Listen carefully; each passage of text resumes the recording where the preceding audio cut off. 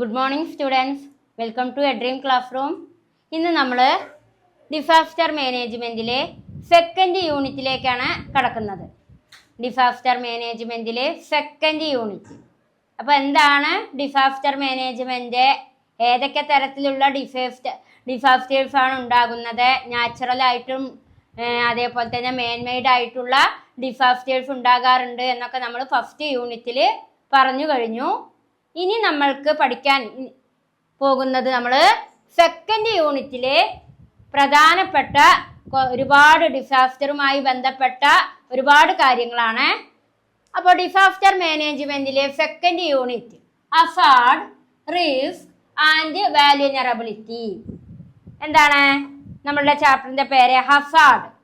ഹസാർഡും റിസ്ക്കും vulnerability. Hazard പറഞ്ഞാൽ എന്താ? അപകടങ്ങൾ. റിസ്ക് പറഞ്ഞാൽ എന്താ? ബുദ്ധിമുട്ടുകൾ. വാൽനറബിലിറ്റി പറഞ്ഞാൽ എന്താ? ദുർബലത.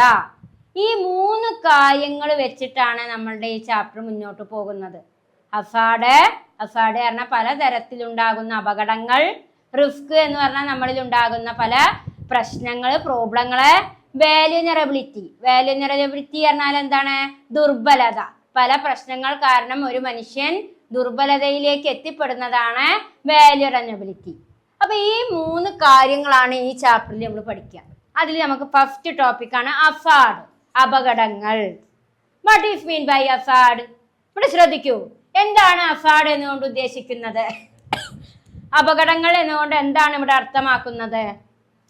Extreme geophysical events, biological process and major technological accident characterized by concentrated release of energy or material which pose a largely unexpected threat to human life and can cause significant damage of goods and the environment are described as hazard.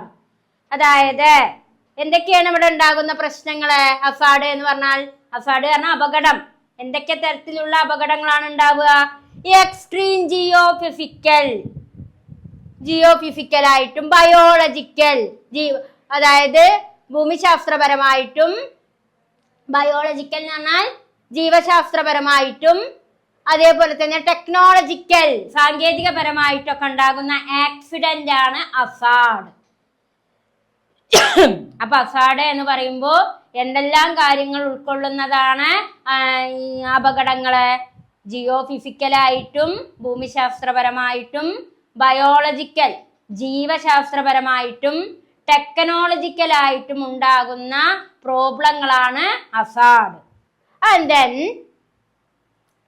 ഇനി എന്താ ഇവിടെ പറയുന്നത്? Characterised by concentrated release of energy or material which pose a largely unexpected threat to human life and can cause significant damage of goods in the environment are described as Hazard.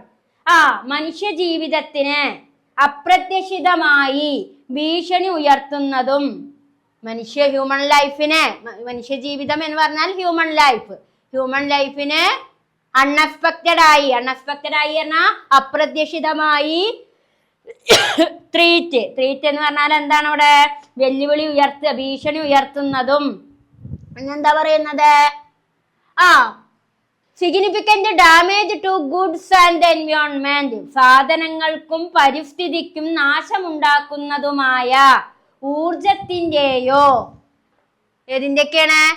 ഊർജത്തിന്റെയോ അതേപോലെ തന്നെ പിന്നെന്താ ഉദ്ദേശിക്കുന്നത്? ഊർജത്തിന്റെയോ വസ്തുക്കളുടെയോ കേന്ദ്രീകൃതമായ സ്വഭാവ സവിശേഷതയാണ് അപകടങ്ങൾ. ഇപ്പൊ മനുഷ്യ ജീവിതത്തിന് അൺഎക്സ്പെക്റ്റഡ് ആയിട്ട് ഭീഷണി ഉയർത്തുന്ന, നമ്മുടെ സാധനങ്ങൾക്കും പരിസ്ഥിതിക്കും നാശമുണ്ടാക്കുന്നതുമായ പ്രത്യേക തരം അവസ്ഥയെയാണ് നമ്മൾ എന്ത് പറയുന്നത്? ഹസാർഡ് എന്നുകൊണ്ട് ഉദ്ദേശിക്കുന്നത്. ഒറ്റ വാക്കിൽ പറയുകയാണെങ്കിൽ ഹസാർഡ് പറഞ്ഞാൽ എന്തൊക്കെയാണ്? ജിയോഫിസിക്കൽ, ബയോളജിക്കൽ, ടെക്നോളജിക്കൽ ആക്സിഡന്റ് ആണ് ഹസാർഡ്. ഞാൻ കൂടുതൽ ഡീറ്റെയിൽഡ് ആയിട്ട് പറയുകയാണെങ്കിൽ എന്താണ്? മനുഷ്യ ജീവിതത്തിന്, ഹ്യൂമൻ ലൈഫിന് അൺഎക്സ്പെക്റ്റഡ് ആയിട്ടുള്ള ഭീഷണി ഉയർത്തുക എന്തിലൊക്കെ പരിസ്ഥിതിക്കും സാധനങ്ങൾക്കും മേലൊക്കെ ഉണ്ടാകുന്ന അപകടങ്ങളെയാണ് എന്തുകൊണ്ട് ഉദ്ദേശിക്കുന്നത്, ഹസാർഡ് എന്നതുകൊണ്ട് അർത്ഥമാക്കുന്നത്. ഇത്രയും കാര്യമാണ് ഇവിടെ പറയുന്നത്. And then the difference between a hazard and a disaster is very important and crucial. Hazard ആയാലും, ഹസാർഡ് പറഞ്ഞാൽ അപകടങ്ങൾ, ഡിസാസ്റ്റർ എന്ന് പറഞ്ഞാൽ ദുരന്തങ്ങൾ. ഹസാർഡ് എന്ന് പറയുമ്പോൾ അപകടങ്ങൾ, ഡിസാസ്റ്റർ എന്ന് പറഞ്ഞാൽ ദുരന്തങ്ങൾ. അപ്പൊ ഹസാർഡും ഡിസാസ്റ്ററും തമ്മിലുള്ള ഡിഫറൻസ്, വ്യത്യാസം വളരെ പ്രധാനപ്പെട്ടതും ക്രൂഷ്യലുമാണ്, നിർണായകവുമാണ്. ഡിസാസ്റ്ററും ഹസാർഡും തമ്മിലുണ്ടാകുന്ന ഡിഫറൻസ് വളരെ നിർണായകമാണ്, വളരെ ക്രൂഷ്യലാണ്. A disaster takes place when a community is affected by a hazard, usually defined as an event that exceeds the community capacity to cope. ഒരു സമൂഹം, ഒരു കമ്മ്യൂണിറ്റി അപകടത്താൽ ബന്ധിക്കപ്പെടുമ്പോഴാണ് എന്ത് സംഭവിക്കുക, ദുരന്തം സംഭവിക്കുന്നത്. ഒരു കമ്മ്യൂണിറ്റി ഹസാർഡിനാൽ ബന്ധിക്കപ്പെടുമ്പോഴാണ് ആ കമ്മ്യൂണിറ്റിയിൽ, ആ സമൂഹത്തിൽ എന്തുണ്ടാവുക, ദുരന്തം, ഡിസാസ്റ്റർ ഉണ്ടാവുക. അപ്പൊ ഹസാർഡാണ് എന്തിന് കാരണമാകുന്നത്, ദുരന്തം അഥവാ ഡിസാസ്റ്ററിന് കാരണമാകുന്നത്. ഹസാർഡാണ് ഡിസാസ്റ്ററിന് കാരണമാകുന്നത്. അപ്പൊ ഒരു കമ്മ്യൂണിറ്റിയില് ഹസാർഡ് ഉണ്ടാകുമ്പോൾ അത് എന്തിലേക്ക് വഴിവെക്കുന്നു, ദുരന്തത്തിന് കാരണമാകുന്നു. In other words, the impact of the disaster is determined by the extent of a community vulnerability to the hazard. പിന്നെ എന്താണ്, സാധാരണയായി അഥവാ എന്താ ഇവിടെ പറയുന്നത്, സമൂഹത്തിൽ ശേഷി, അതായത് സാധാരണയായിട്ട് സമൂഹത്തിന്റെ ശേഷി നേരിടാനുള്ള കഴിവിനപ്പുറമുള്ള ഒരു സംഭവമായിട്ട് ഏതിനെ നിർവചിക്കുകയാണ്, ഹസാർഡിനെ നിർവചിക്കുകയാണ്. മാത്രല്ല മറ്റൊരു വിധത്തിൽ, ഇൻ അതർ വേർഡ്സ്, ഇവിടെ ശ്രദ്ധിക്കൂ, in other words the impact of the disaster is determined by the extent of a community vulnerability to the hazard. മറ്റൊരു വിധത്തിൽ പറയുകയാണെങ്കിൽ ദുരന്തത്തിന്റെ ആഘാതം നിർണയിക്കുന്നത് സമൂഹത്തിന്റെ അപകടത്തിന്റെ വ്യാപ്തിയാണ്, വാലറബിലിറ്റിയാണ്. മറ്റൊരു വിധത്തിൽ പറയുകയാണെങ്കിൽ ഒരു ഒരു ഡിസാസ്റ്ററിന്റെ ആഘാതം നിർണയിക്കപ്പെടുന്നത് സൊസൈറ്റിയിൽ ഉണ്ടാകുന്ന ഹസാർഡിന്റെ വ്യാപ്തിയാണ്. ഒരു സമൂഹത്തില് എത്രത്തോളം അപകടം ഉണ്ടായിരുന്നു, എത്ര ആളുകൾ പെട്ടിരിക്കുന്നു, എത്ര ആളുകൾ മരണപ്പെട്ടിരുന്നു, എത്ര ജീവജാലങ്ങൾ നശിക്കപ്പെട്ടിരുന്നു, എത്ര വീടുകൾ നഷ്ടപ്പെട്ടിരുന്നു, എത്ര കെട്ടിടങ്ങൾ നശിക്കപ്പെട്ടിരുന്നു എന്നതിൻ്റെ വ്യാപ്തിക്ക് അനുസൃതമായിട്ടാണ് ഒരു ഡിസാസ്റ്ററിന്റെ ആഘാതം നിർണയിക്കുന്നത്. In other words, the impact of disaster determined, ഡിസാസ്റ്ററിന്റെ, ദുരന്തത്തിന്റെ ആഘാതം നിർണയിക്കുന്നത് ഏതിന്റെ അടിസ്ഥാനത്തിലാണ്, ഹസാർഡിന്റെ, അപകടത്തിന്റെ അടിസ്ഥാനത്തിലാണ്. ഇത്ര ഓർത്ത് വെച്ചാൽ മതി. ഡിസാസ്റ്റർ ഡിറ്റർമൈൻ ചെയ്യുന്നത് ഏതിന്റെ അടിസ്ഥാനത്തിലാണ്, ഹസാർഡിന്റെ അടിസ്ഥാനത്തിൽ. ഹസാർഡ് പറഞ്ഞാൽ അപകടം, അപകടത്തിന്റെ നിലവാരത്തിനനുസരിച്ചിട്ടാണ് ഏതിൻ്റെ തീരുമാനിക്കുക, ദുരന്തത്തിന്റെ വ്യാപ്തി തീരുമാനിക്കുന്നത്. ആൻഡ് ദെൻ പിന്നെന്താ അവിടെ പറയുന്നത്, the vulnerability is not natural, it is the human dimension of disasters, the result of the whole range of economic, social, cultural, institutional, political and even psychological factors that shape people lives and create the environment that they live in. എന്താ അവിടെ പറയുന്നത്, ആളുകളുടെ ജീവിതത്തെ രൂപപ്പെടുത്തുകയും അവർ ജീവിക്കുന്ന പരിസ്ഥിതി സൃഷ്ടിക്കുകയും ചെയ്യുന്ന എക്കണോമിക്, സാമ്പത്തികം, സോഷ്യൽ, സാമൂഹികം, കൾച്ചറൽ, സാംസ്കാരികം, ഇൻസ്റ്റിറ്റ്യൂഷണൽ, സ്ഥാപനം, പൊളിറ്റിക്കൽ, രാഷ്ട്രീയം ആൻഡ് സൈക്കോളജിക്കൽ, മാനസിക ഘടകങ്ങളുടെ മുഴുവൻ ശ്രേണിയുടെ ഫലമാണ് ദുരന്തം. അപ്പോ ദുരന്തം എന്ന് പറഞ്ഞാല് എന്താണ്, vulnerability is not natural. ദുർബലത ഒരിക്കലും സ്വാഭാവികമല്ല, ദുരന്തങ്ങളുടെ മാനുഷിക മാനമാണ്. vulnerability is not natural. വാലറബിലിറ്റി പറഞ്ഞാൽ എന്താണ്? ദുർബലത. ദുർബലത ഒരിക്കലും സ്വാഭാവികമല്ല, അതെങ്ങനെയാണ്? മാനുഷികമാണ്. ഒരാള് ദുർബലനാവുന്നത് സ്വാഭാവികമായിട്ടല്ല. ഒരു വ്യക്തി ദുർബലനായി തീരുന്നത് അയാൾ ഒരുപാട് ദുരന്തങ്ങൾ, അപകടങ്ങൾ സഹിക്കാൻ ഇടവരുമ്പോഴാണ് ഒരു വ്യക്തി എന്തായി തീരുന്നത്? ദുർബലനായി തീരുന്നത്. അതുകൊണ്ടാണ് ഇവിടെ പറയുന്നത് ദ വാലറബിലിറ്റി ഈസ് നോട്ട് നാച്ചുറൽ. വാലനറബിലിറ്റി, ദുർബലത ഒരിക്കലും നാച്ചുറല്ല, ദുർബലത ഒരിക്കലും സ്വാഭാവികമല്ല. അത് അയാളുടെ ജീവിതത്തിൽ ഉണ്ടാകുന്ന പ്രശ്നങ്ങൾ, ദുരന്തങ്ങളോ അപകടങ്ങളോ കാരണമായി ഉണ്ടാകുന്ന ദുരന്തങ്ങളും അപകടങ്ങളും ഉണ്ടായതിന്റെ ഫലമായിട്ടാണ് അയാൾ എന്തായിത്തീരുന്നത്? ദുർബലനാകുന്നത്.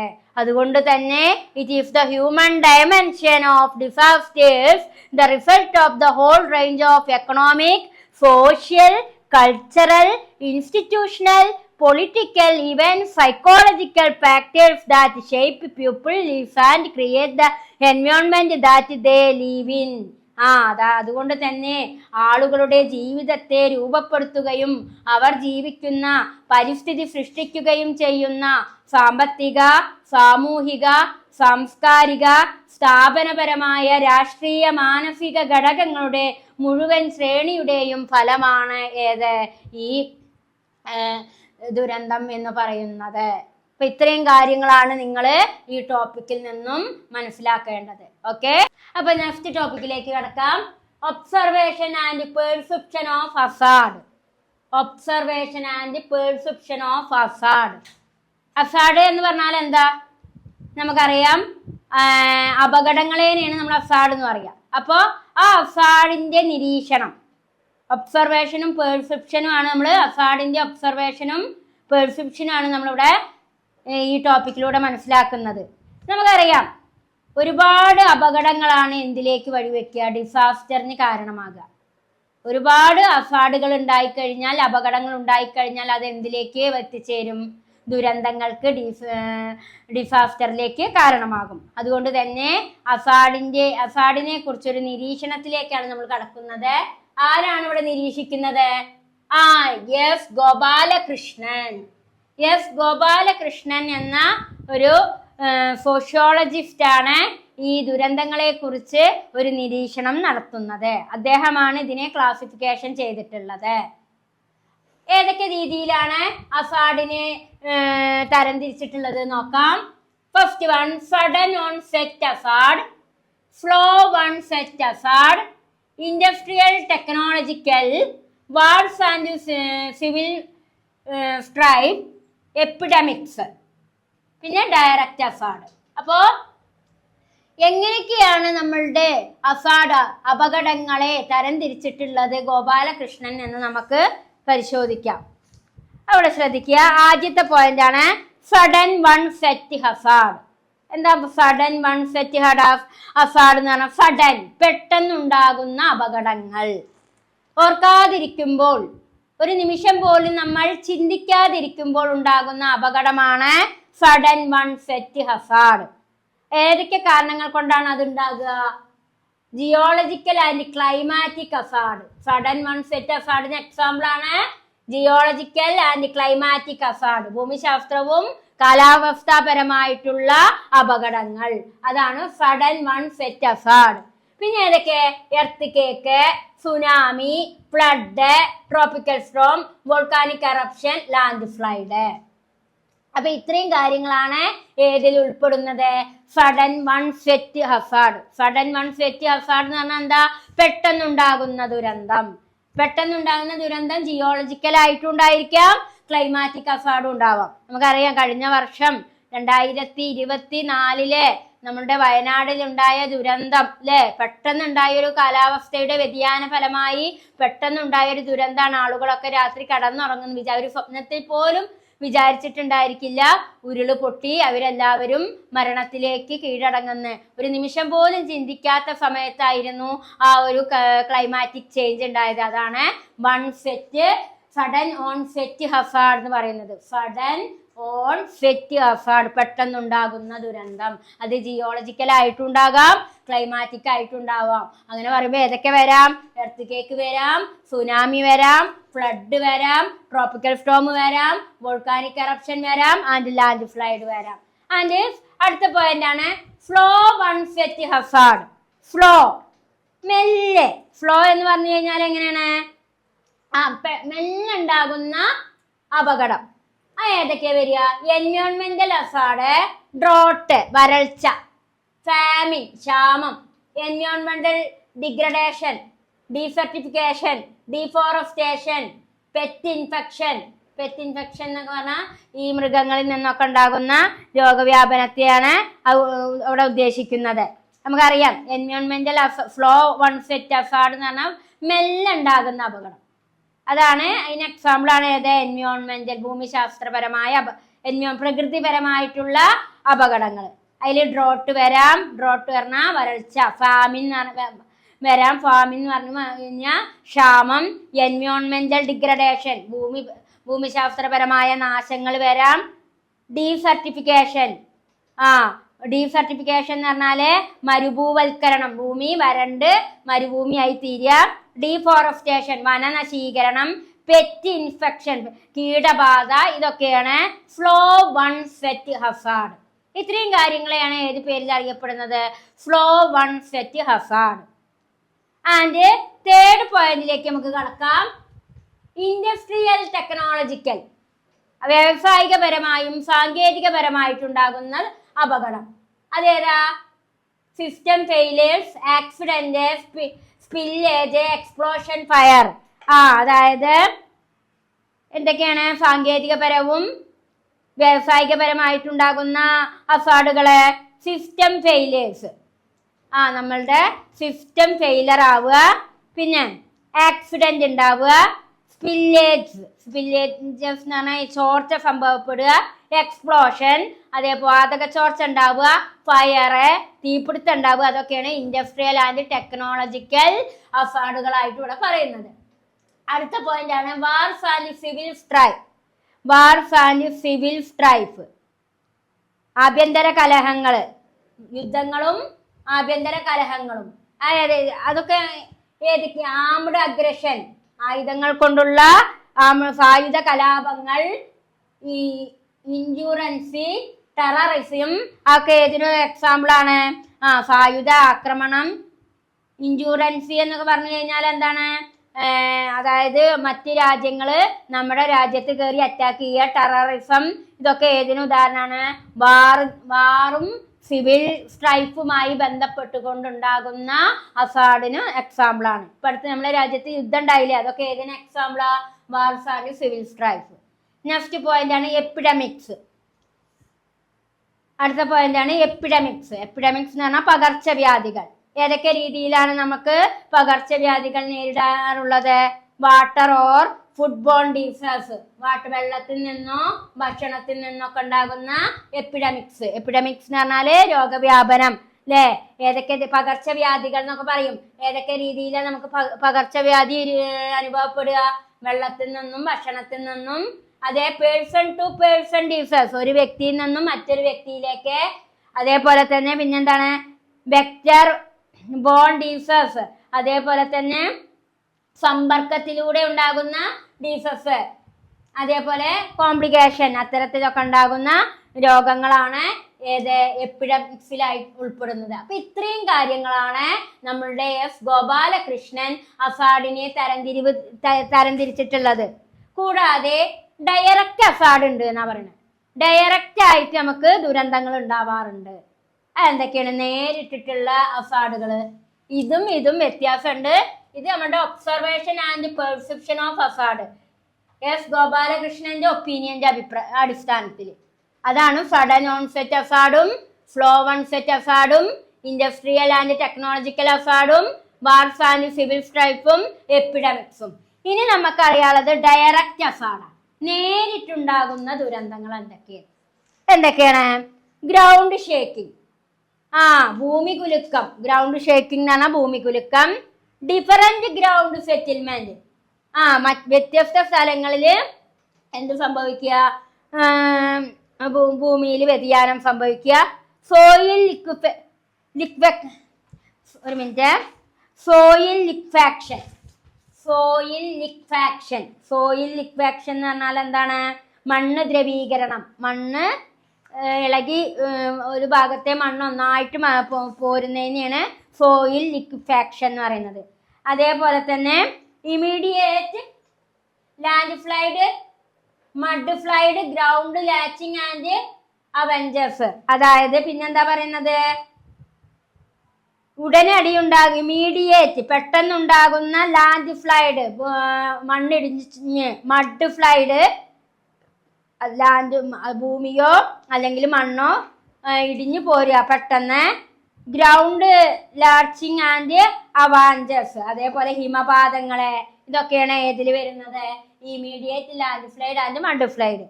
പിന്നെന്താ പറയുന്നത്? Permanent ground displacement. അതേപോലെ തന്നെ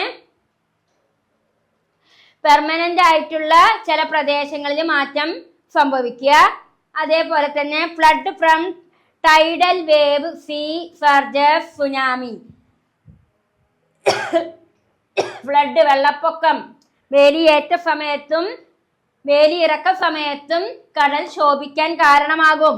അങ്ങനെ flood from tidal wave, sea surges, വേലിയേറ്റ തിരമാലകളും സുനാമികളൊക്കെ ഉണ്ടാകുന്നതാണ് ഏത്? Flood from tidal wave, sea surges, tsunami. അപ്പൊ ഇത്രയും കാര്യങ്ങളാണ് ഡയറക്റ്റ് അസാഡായിട്ട്, അസാഡ് പറഞ്ഞ അപകടങ്ങളിൽ വരുന്ന പ്രധാനപ്പെട്ടത് കേട്ടോ. അപ്പൊ നമ്മൾ അസാഡ് എന്താന്ന് വ്യക്തമാക്കി തന്നു. Observation and perception of Hazard എന്താ മനസ്സിലാക്കി, ഡയറക്റ്റ് അസാഡ് എന്താന്ന് മനസ്സിലാക്കി. ഇനി നമ്മൾക്ക് അടുത്തതായിട്ട് ഇൻഡയറക്റ്റ് അസാഡും അതേപോലെ നമുക്ക് അസാഡിനെ ഐഡന്റിഫിക്കേഷൻ ചെയ്യുന്നത് എങ്ങനെ, അതെ റിസ്കിനെ അണ്ടർസ്റ്റാൻഡിങ് ചെയ്യുന്നത് എങ്ങനെ, റിസ്ക് എങ്ങനെയാണ് മനസ്സിലാക്കുക, അങ്ങനെ ഒരുപാട് കാര്യങ്ങൾ, ഒരുപാട് ടോപ്പിക്കുകൾ നമുക്ക് ഇതിൽ മനസ്സിലാക്കാനുണ്ട്. അപ്പോൾ നമുക്ക് അടുത്ത ക്ലാസ്സിൽ എന്തൊക്കെയെന്ന് നമുക്ക് നോക്കാം. അപ്പോൾ നമ്മൾ ഈ സെക്കൻഡ് യൂണിറ്റിലെ മറ്റൊരു ടോപ്പിക്കാണ് ഇൻഡയറക്റ്റ് അസാഡ്. നമ്മൾ നേരത്തെ പഠിച്ചത് ഡയറക്റ്റ് അസാഡ് ആയിരുന്നു. ഇനി നമ്മൾ വിശകലനം ചെയ്യാൻ പോകുന്നത് ഇൻഡയറക്റ്റ് അസാഡ്, നേരിട്ടല്ലാത്ത അപകടങ്ങളെ കുറിച്ചാണ് നമ്മൾ ഇൻഡയറക്റ്റ് അസാഡിൽ പറയുന്നത്. ഏതൊക്കെയാണ് indirect hazard? Dam failure, dam തകരുക. നമ്മൾ കേട്ടിട്ടില്ലേ, മുല്ലപ്പെരിയാർ ഡാം അണക്കെട്ട് തകർന്നു കഴിഞ്ഞാൽ എത്രയോ ജില്ലകളാണ് നശിച്ചു പോവുക എന്നൊക്കെ പറയണ കേട്ടിട്ടുണ്ട്. അപ്പോൾ അത്തരത്തിലുണ്ടാകുന്ന ഡാമിന് ചോർച്ചയോ വിള്ളലോ സംഭവിക്കുമ്പോൾ ആ ഡാം തകരാൻ കാരണമാകും. അത് വലിയൊരു ദുരന്തത്തിലേക്ക് കാരണമാകാം. വലിയൊരു ഒരുപാട് അപകടങ്ങളാണ് എന്തായി മാറുക, ഒരുപാട് അസാഡുകളാണ് വലിയൊരു ഡിസാസ്റ്ററായി മാറുക. അപ്പോൾ ഡാമിൻ്റെ തകർച്ച എന്തിലേക്ക് കാരണമാകുന്നു? ഇൻഡയറക്റ്റ് അസാഡായിട്ടാണ്, നേരിട്ടിട്ടല്ലാത്ത ഒരു അപകടമായിട്ടാണ് ചൂണ്ടിക്കാണിക്കുന്നത്. അതേപോലെ നേരിട്ടല്ലാത്ത മറ്റൊരു അപകടമാണ് pollution from damage to industrial plant. Industrial പ്ലാന്റിൽ നിന്നുള്ള മലിനീകരണം വളരെയധികം നമ്മളെ ഇൻഡയറക്റ്റ് ആയിട്ട് ബാധിക്കുന്ന ഒരു ഘടകം. വലിയ വലിയ വ്യവസായശാലകളിൽ നിന്നും പുറന്തള്ളപ്പെടുന്ന പുകയും മറ്റ് രാസപദാർത്ഥങ്ങൾ അടങ്ങിയ മാലിന്യങ്ങളും നമ്മൾ ശ്വസിക്കാനിട വന്നു കഴിഞ്ഞാൽ അത് വളരെ മാരകമായ അസുഖങ്ങൾക്ക് കാരണമാകും.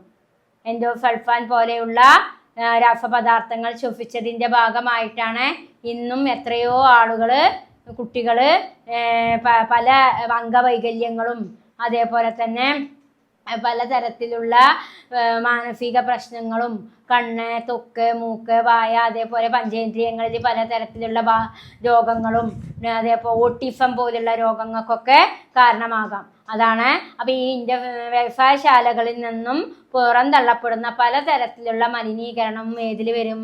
ഇൻഡയറക്റ്റ് അസാഡായിട്ടാണ് ഇവിടെ ചൂണ്ടിക്കാണിക്കുന്നത്. നെക്സ്റ്റ് പോയിന്റ് ആണ് ഡിലേവ്ഡ് ലാൻഡ് ഫ്ലൈഡ്. വൈകിയ മണ്ണിടിച്ചിൽ, ഡിലേഡ്. നമ്മൾ ഓർക്കാത്ത സമയത്ത് വലിയ കുന്നും പ്രദേശങ്ങളിൽ നിന്ന് നമ്മൾ അറിയാതെ തന്നെ, നമ്മൾ മഴയൊന്നും അല്ലാതെ കാര്യമായിട്ടൊന്നും ഇല്ലെങ്കിൽ പോലും പെട്ടെന്ന് ഇങ്ങോട്ട് വന്ന് മലമുകളിൽ നിന്ന് മണ്ണിടിഞ്ഞു പോരുന്നതും എന്തിന് കാരണമാണ്? ഇൻഡയറക്റ്റ് അസാഡിന് കാരണമാണ്. അപ്പോൾ ഇതൊക്കെ ഈ മൂന്നെണ്ണമാണ് ഇൻഡയറക്റ്റ് അസാഡായിട്ട് ഇവിടെ ചൂണ്ടിക്കാണിക്കുന്നത്. അടുത്തതാണ് അണ്ടർസ്റ്റാൻഡിങ് റിസ്ക്. അണ്ടർസ്റ്റാൻഡിങ് റിസ്ക് എന്ന് പറഞ്ഞാൽ എന്താ? റിസ്ക് എന്ന് പറഞ്ഞാൽ എന്താണ്? അപകട സാധ്യതകളെ മനസ്സിലാക്കൽ. എങ്ങനെയാണ് റിസ്കിനെ മനസ്സിലാക്കുക എന്ന്. Understanding risk. ഇവിടെ ശ്രദ്ധിച്ചോളൂ. Risk is previously defined by the International Strategy for Disaster Reduction ISDR as the probability of harmful consequences or expected losses, deaths, injuries, property, livelihood, economic activity disrupted or environment damaged resulting from interaction between natural or human induced and vulnerable condition. അപ്പോൾ എന്താണ് ഇവിടെ റിസ്കിനെ ഇവിടെ ചൂണ്ടിക്കാണിക്കുന്നത്? Risk is previously defined by the International Strategy for Disaster Reduction. അതായത് risk എന്നതുകൊണ്ട് ഇവിടെ എന്താണ് വ്യക്തമാക്കി തരുന്നത്?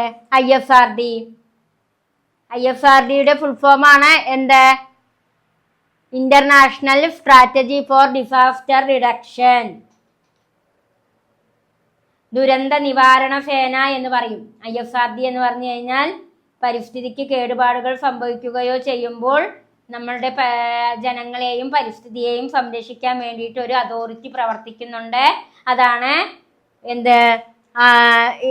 ISRD, അതായത് international strategy four disaster reduction.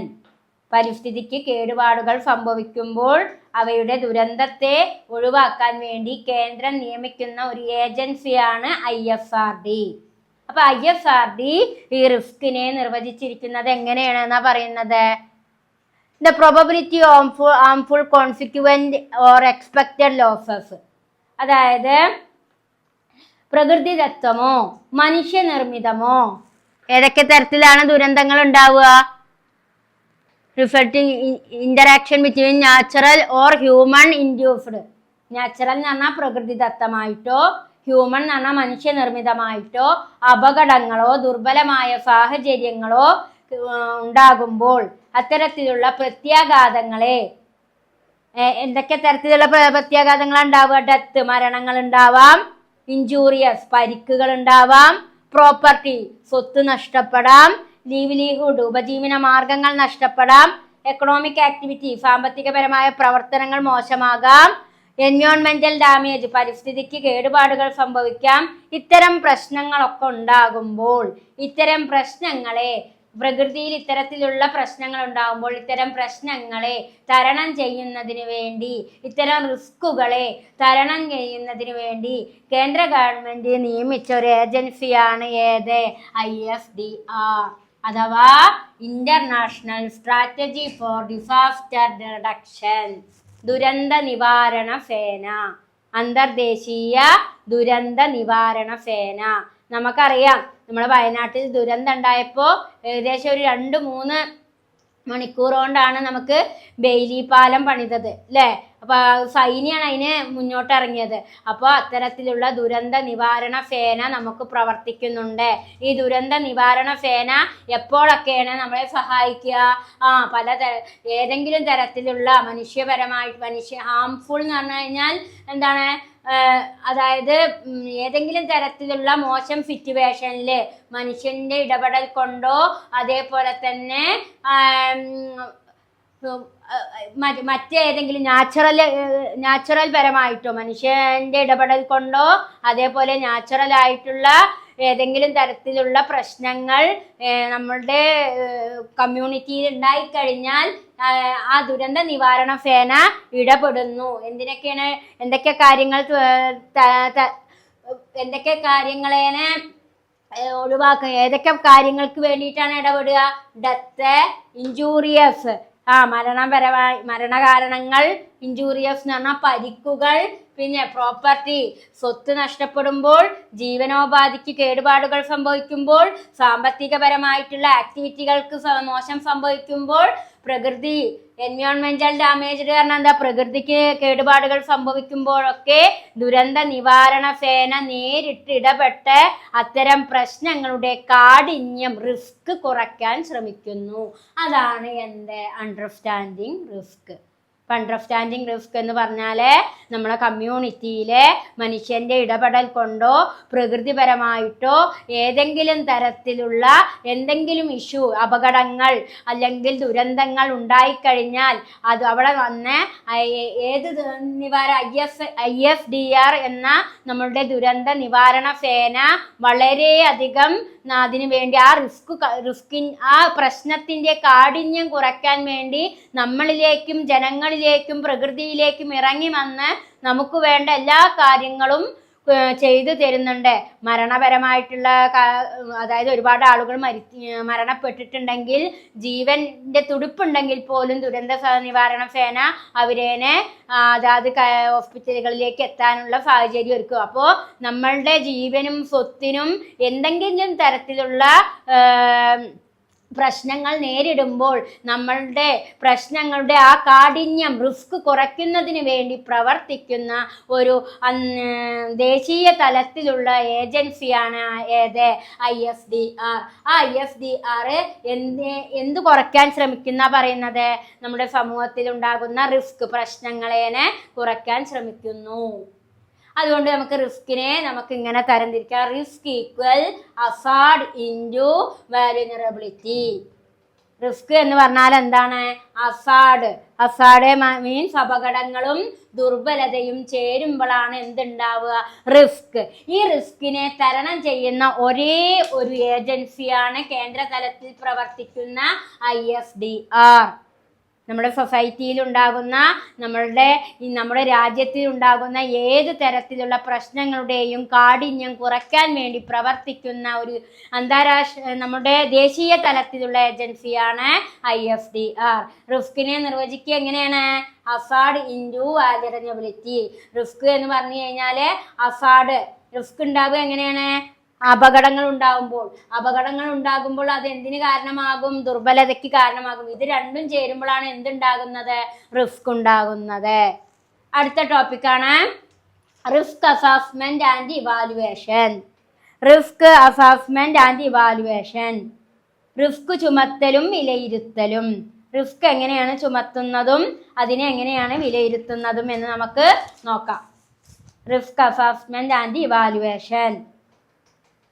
Risk assessment is defined as the methodology to determine the nature and the extent of risk by analyzing potential hazard and evaluating exciting condition of vulnerability that could pose a potential threat or harm to people, property, livelihood and environment on which they depend.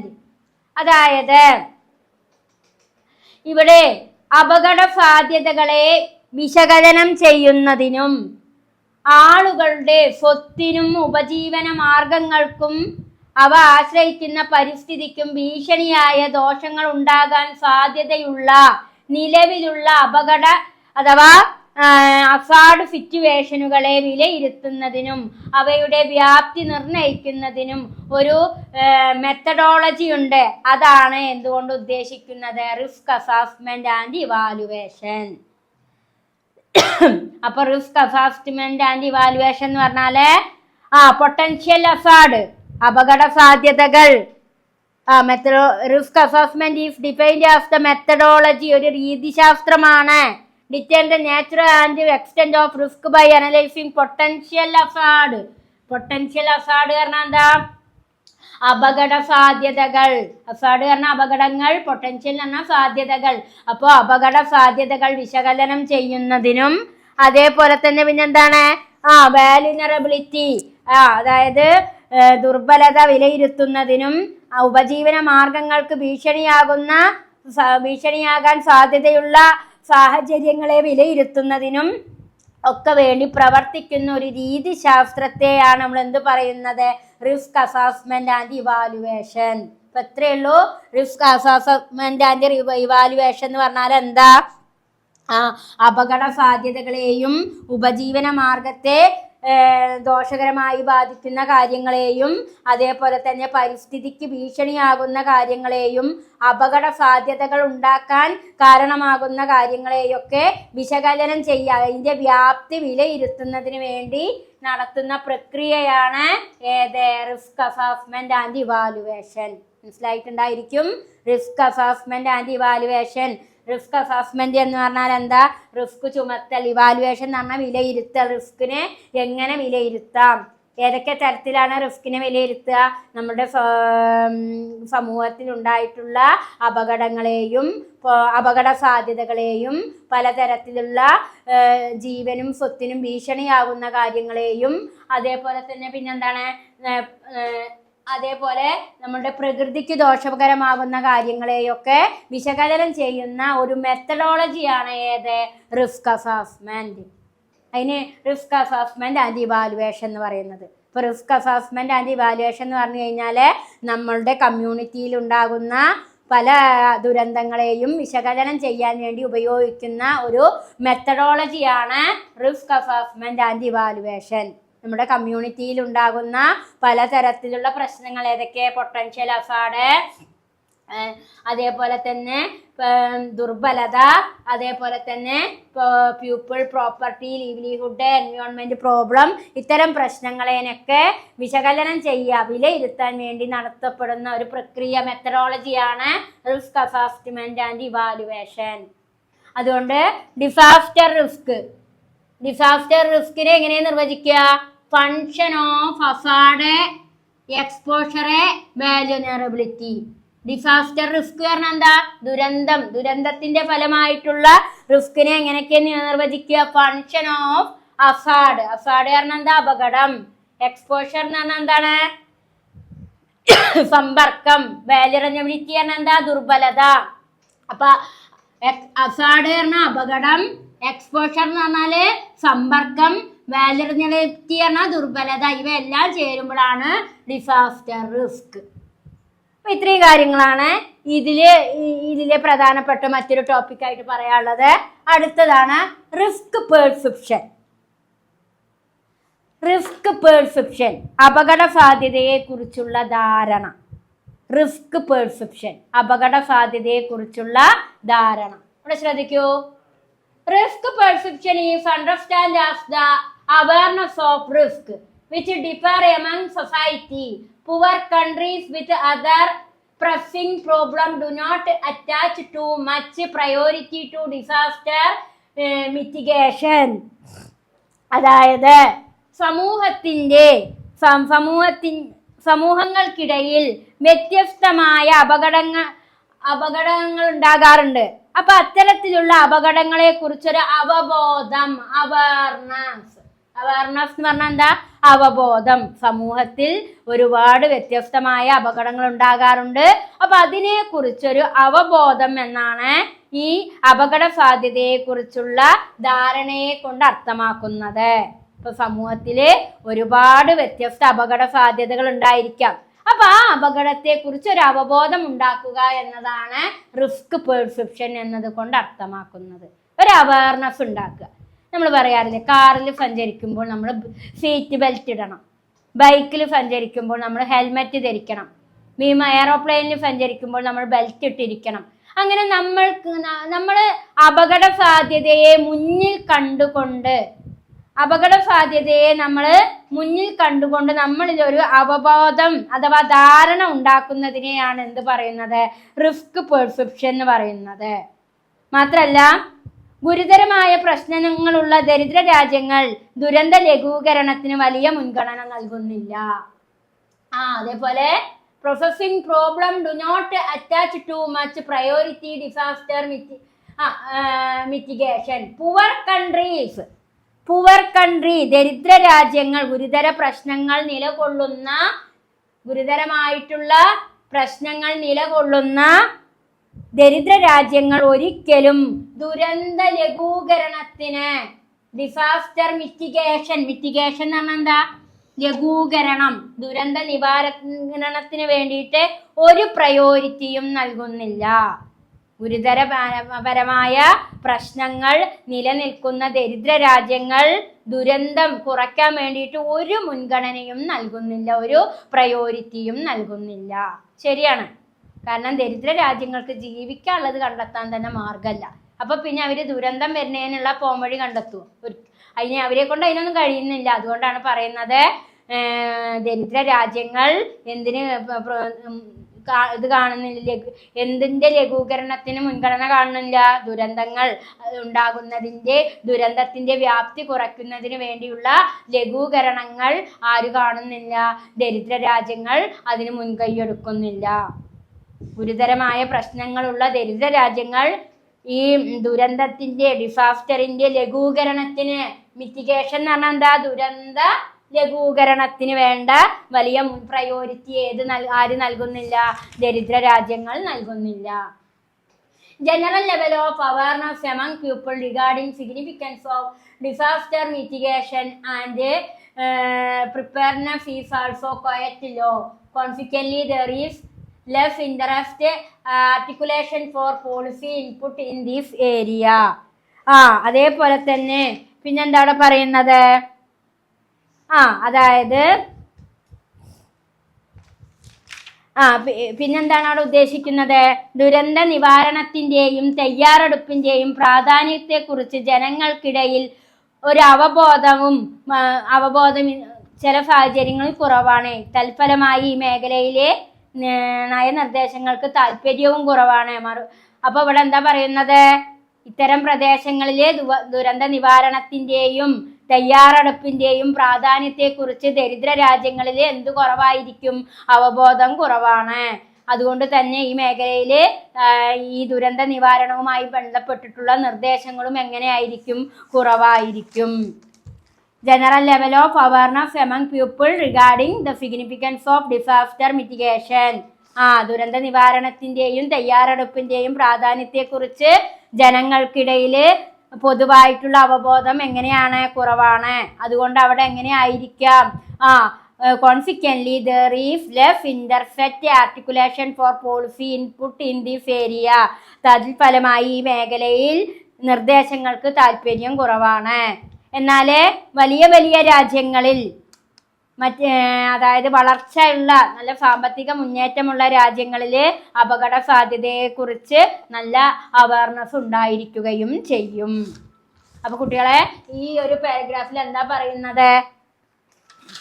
നമുക്ക് സമൂഹത്തിൽ വ്യത്യസ്തപരമായ അപകട സാധ്യതകളെ കുറിച്ച് അവബോധം ഉണ്ടാക്കുക എന്നതാണ് ഏതുകൊണ്ട് അർത്ഥമാക്കുന്നത്? Risk perception എന്നതുകൊണ്ട് അർത്ഥമാക്കുന്നത്. എന്നാൽ ഗുരുതരമായ പ്രശ്നങ്ങൾ നിലനിൽക്കുന്ന ദരിദ്ര രാജ്യങ്ങൾ എന്തിന് ശ്രദ്ധ പുലർത്തുന്നില്ല? ഈ ദുരന്ത ലഘൂകരണത്തിന് വേണ്ടി വലിയ ശ്രദ്ധ പുലർത്താറില്ല. മാത്രമല്ല, അത് അവർക്ക് എന്തിന് കാരണമാകുന്നു? ദുരന്ത നിവാരണത്തിന്റെ തയ്യാറെടുപ്പിന്റെയും പ്രാധാന്യത്തിന്റെയും കുറിച്ച് ജനങ്ങൾക്കുള്ള അവബോധം കുറയാൻ കാരണമാകും. എന്നാൽ വികസിത രാജ്യങ്ങളിലെ ദുരന്തം വരുന്നതിന് മുമ്പ് തന്നെ തയ്യാറെടുപ്പുകൾ നടത്തപ്പെടുകയും ചെയ്യാറുണ്ട്. അതുകൊണ്ട് തന്നെ ഇവിടെ പറയാണ് ഫോളോവിങ് 4 സ്പെസിഫിക് ഫാക്ടേഴ്സ്. 4 രീതിയിലാണ് ഇവിടെ അപകട സാധ്യതയെ തരംതിരിച്ചിട്ടുള്ളത്. അപകട സാധ്യതയെക്കുറിച്ച് 4 രീതിയിലാണ് തരംതിരിച്ചിട്ടുള്ളത്. ഏതൊക്കെ തരത്തിലുള്ള അപകട സാധ്യതകളാണുള്ളത്? എക്സ്പോഷർ എന്ന് പറഞ്ഞാൽ എന്താണ്? അപകട സാധ്യത. 4 രീതിയിലാണ് ഈ അപകടങ്ങളെ തരംതിരിച്ചിട്ടുള്ളത്. എക്സ്പോഷർ എന്ന് പറഞ്ഞാല് അപകട സാധ്യത വിലയിരുത്തലുകളിലൂടെയോ വ്യക്തമാക്കുന്നത് പോലെ യഥാർത്ഥ അളവ് അപകട സാധ്യത നില എന്ന് പറയും. Exposure actual quantitative risk level എന്ന് പറയും. ആക്ച്വൽ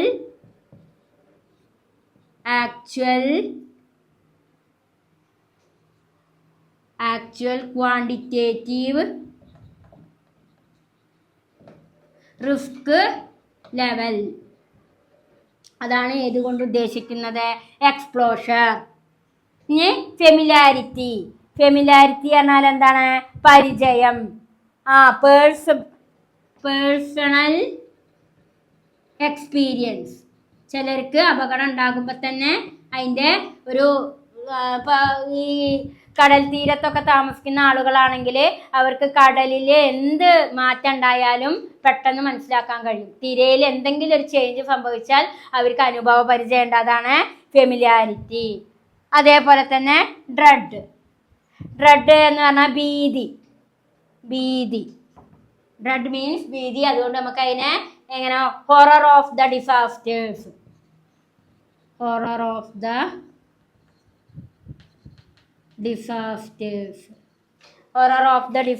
എന്ന് പറഞ്ഞാൽ എന്താണ്? നയങ്ങളെ അനിവാര്യമാക്കുന്ന ദുരന്തങ്ങളുടെ വ്യാപ്തി. അതായത് ഈ ദുരന്തങ്ങളെ എന്ത് ചെയ്യുക? അതിൻ്റെ വ്യാപ്തി കുറയ്ക്കുക. Horror of the disaster. Preventability പ്രതിരോധിക്കുക. പ്രിവെൻറ്റബിലിറ്റി പറഞ്ഞാൽ പ്രതിരോധിക്കുക.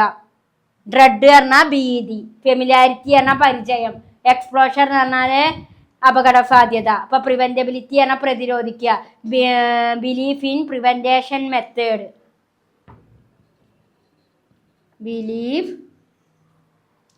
Belief in prevention method. അപ്പോൾ നമ്മളുടെ അപകടങ്ങളുടെ അഥവാ റിസ്ക് പെർസെപ്ഷൻ എന്ന് പറഞ്ഞു കഴിഞ്ഞാൽ ഇത്രയും കാര്യങ്ങളാണ് നിങ്ങൾ വെക്കേണ്ടത്. ഒരു റിസ്കിനെ തരംതിരിക്കുന്നത് 4 രീതിയിലാണ്. എക്സ്പോഷറായിട്ട്, ഫെമിലിയാരിറ്റി ആയിട്ട്, ഡ്രെഡായിട്ട്, പ്രിവെൻറ്റബിലിറ്റി ആയിട്ട്. എക്സ്പോഷർ എന്ന് പറഞ്ഞാൽ അപകട സാധ്യതകളെ നമ്മൾ വിലയിരുത്തുന്നതിനാണ് എക്സ്പോഷർ എന്ന് പറയുക. ഫെമിലിയാരിറ്റി പറഞ്ഞാൽ നമുക്ക് അപകടങ്ങളെ കാണുമ്പോൾ തന്നെ നമുക്ക് പെട്ടെന്ന് മനസ്സിലാക്കാൻ കഴിയും. അതേപോലെ ഡ്രെഡ് എന്ന് പറഞ്ഞാൽ നമുക്ക് ഭീതി ജനിക്കുക. ദുരന്തങ്ങൾ ഉണ്ടാകുമ്പോൾ അത് എത്രത്തോളം വ്യാപ്തി കൂടുമെന്ന ഭീതി ജനിക്കുന്നത്. ആൻഡ് പ്രിവെൻറ്റബിലിറ്റി പറഞ്ഞാൽ പ്രതിരോധിക്കുക, ദുരന്തങ്ങളെ പ്രതിരോധിക്കുക. പ്രിവെൻറ്റേഷൻ മെത്തേഡ് അതായത് ബിലീഫ് ഇൻ പ്രിവെൻറ്റേഷൻ മെത്തേഡ്. അതായത് പലതരത്തിലുള്ള ദുരന്തങ്ങളെയും ഒഴിവാക്കാൻ ശ്രമിക്കുക. അതാണ് പ്രതിരോധിക്കൽ എന്നതുകൊണ്ട് അർത്ഥമാക്കുന്നത്. അപ്പോൾ ഇത്രയും കാര്യങ്ങളാണ് റിസ്ക് പെർസെപ്ഷനിൽ വ്യക്തമാക്കാനുള്ളത് കേട്ടോ. അപ്പോൾ നമ്മൾ എന്തൊക്കെ ടോപ്പിക് എടുത്ത? ഇൻഡയറക്റ്റ് ഹസാർഡ് എടുത്തു, അണ്ടർസ്റ്റാൻഡിങ് റിസ്ക് എടുത്തു, റിസ്ക് പെർസെപ്ഷൻ എടുത്തു. അതേപോലെ ഡിസാസ്റ്റർ റിസ്ക് എങ്ങനെ നിർവചിക്കാനും കാണിച്ചു തന്നു. അപ്പോൾ ഇത്രയും കാര്യങ്ങൾ നന്നായിട്ട് നിങ്ങൾ മനസ്സിലാക്കുക. ഓക്കെ. അപ്പോൾ സെക്കൻഡ് യൂണിറ്റിലെ മറ്റൊരു ടോപ്പിക്കിലേക്കാണ് നമ്മൾ കടക്കുന്നത്. നെക്സ്റ്റ് ടോപ്പിക്കാണ് അണ്ടർസ്റ്റാൻഡിങ് വാല്യൂനറബിലിറ്റി. അണ്ടർസ്റ്റാൻഡിങ് മനസ്സിലാക്കുക. എന്തിന്? ദുർബലതയെ മനസ്സിലാക്കൽ. അണ്ടർസ്റ്റാൻഡിങ് വാല്യൂനറബിലിറ്റി. അപ്പോൾ എങ്ങനെയാണ് ദുർബലതയെ മനസ്സിലാക്കൽ? ദുർബലത ഉണ്ടാവുക എപ്പോഴാണ്? ഡിസാസ്റ്ററോ ഹസാർഡോ ഉണ്ടാകുമ്പോഴാണ് ഒരു വ്യക്തി എപ്പോഴും ദുർബലനായിത്തീരുക. ഒന്നുമില്ലാത്ത ഞാൻ എന്തു ചെയ്യും, അങ്ങനെ പകച്ചു നിൽക്കുന്ന ഒരവസ്ഥയാണ് ദുർബലത. ലോകത്തിനോട് ചോദിക്കുകയാണ്, ഞാൻ ഇനി എന്തു ചെയ്യും? അങ്ങനെയുള്ളൊരു നിസ്സഹായാവസ്ഥയാണ് ദുർബലത എന്ന് പറയുക. അപ്പോൾ നമ്മളിവിടെ വാല്യൂനറബിലിറ്റിയെ മനസ്സിലാക്കാനാണ് ശ്രമിക്കുന്നത്. അവിടെ ശ്രദ്ധിക്കൂ. ഇവിടെ എന്താണ് നമുക്ക് നോക്കാം. Vulnerability gives the extend to which a community is affected by disaster. അതായത് ഒരു സമൂഹം, ഒരു കമ്മ്യൂണിറ്റി ദുരന്തത്താൽ എത്രയധികം ഒരു കമ്മ്യൂണിറ്റിയിലെ ദുരന്തം എത്രയധികം ബാധിക്കപ്പെടുന്നു എന്നതാണ് എന്തുകൊണ്ട് അർത്ഥമാക്കുന്നത്? ദുർബലത കൊണ്ട് അർത്ഥമാക്കുന്നത്. ഒരു കമ്മ്യൂണിറ്റിയിലെ, ഒരു സമൂഹത്തിലെ, ഒരു കമ്മ്യൂണിറ്റിയിൽ എത്രത്തോളം ഡിസാസ്റ്റർ എഫക്റ്റ് ചെയ്യപ്പെട്ടു, ബാധിക്കപ്പെട്ടു എന്നതാണ് എന്തുകൊണ്ട് ഏതിലൂടെ അർത്ഥമാക്കുന്നത്? ദുർബലത എന്നതുകൊണ്ട് അർത്ഥമാക്കുന്നത്. ഇപ്പം നമുക്കറിയാം, വയനാട് ദുരന്തത്തിൽ മക്കളും ഭർത്താവും നഷ്ടപ്പെട്ട സ്ത്രീകളുണ്ട് അല്ലേ? നമുക്ക് അതിനൊരു ഉദാഹരണമാണ് ഒരു ശ്രുതി എന്ന് പറഞ്ഞൊരു കുട്ടീൻ്റെ വീഡിയോ ഒക്കെ നമ്മൾ കണ്ടിരുന്നു. അച്ഛനും അമ്മയും സഹോദരന്മാരും സഹോദരിമാരൊക്കെ നഷ്ടപ്പെട്ടു. അതിനുശേഷം വിവാഹം ചെയ്യാൻ വിചാരിച്ചിരുന്ന ആ പയ്യനും ബുദ്ധിയും നഷ്ടപ്പെട്ടു. ആ കുട്ടിയുടെ ഒരവസ്ഥ ചിന്തിച്ച് നോക്കൂ.